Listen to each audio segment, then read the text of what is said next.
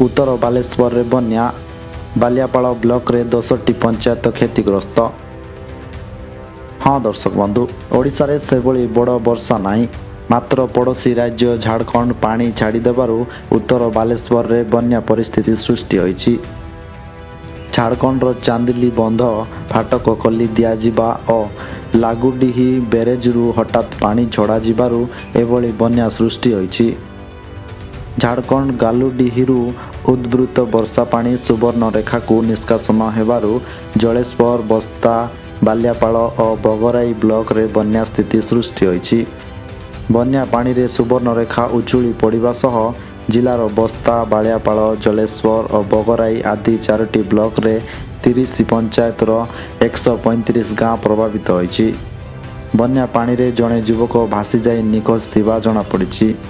निखोज युवक जनक भगराई ब्लॉक कुंभीरगढ़ी पंचायतर कुन्ना गाँव नवपेलांक पुओ महेश्वर पिला बोली जना पड़ी। महेश्वर जामकुंडा ब्लॉक रो सौदा नहीं घर को फेरुथिबा बेले कुल्लाछड़ खाल रे गली पड़ी बन्या जल रे भासी जाइथिले। तांकु खोजिबा लगी उद्धार कार्य जारी रही। अन्य पक्षरे सुवर्णरेखा नदीर विपद संकेत 10.36 मीटर थिबा बेले संध्या 6टा सुधा नदी जल 10.60 मीटर उपरे प्रभावित होउथिबा सूचना मिली। सरकारी भावे उपरोक्त ब्लॉक रे समुदाय 21टी पंचायत 61टी गाँ प्रभावित होइथिबा सूचना दिया जाइछि।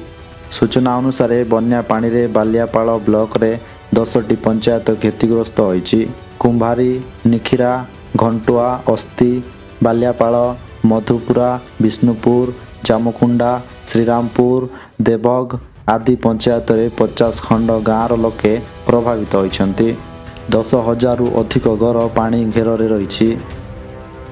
बालियापाल ब्लॉक रे परिबा खेत संपूर्ण पानी रे बुड़ी रही। प्राय 200 हेक्टर परिबा चाष नष्ट होइथिबा अनुमान करा जाउछि। सेहीपरि बस्ता ब्लॉक रे 7टी पंचायत बन्या रे प्रभावित होइछि। संतोषपुर, बेलरा, रघुनाथपुर, पाउसकुली, करुआ, चुरमरा, तादड़ा आदि पंचायत रे 40 खंड गाँवर 15,000 रु अधिक लोक क्षतिग्रस्त होइछन्ति। एठारे 1,500 एकर जमी रे परिबा चाष नष्ट होइछि।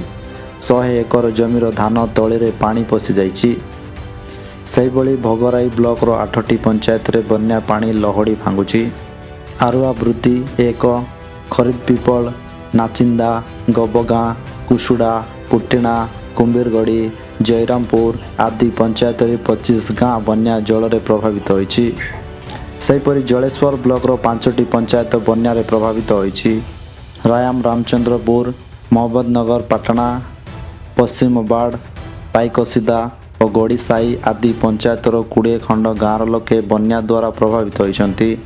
आज बन्या प्रभावितों निकटरे बालेश्वर सांसद प्रताप चंद्र षडंगी और अन्य बीजेपी नेतृवृंद एवं बस्ता विधायिका सुभाषिनी जेना पहुंची सहायता जोगाई देइछन्ति।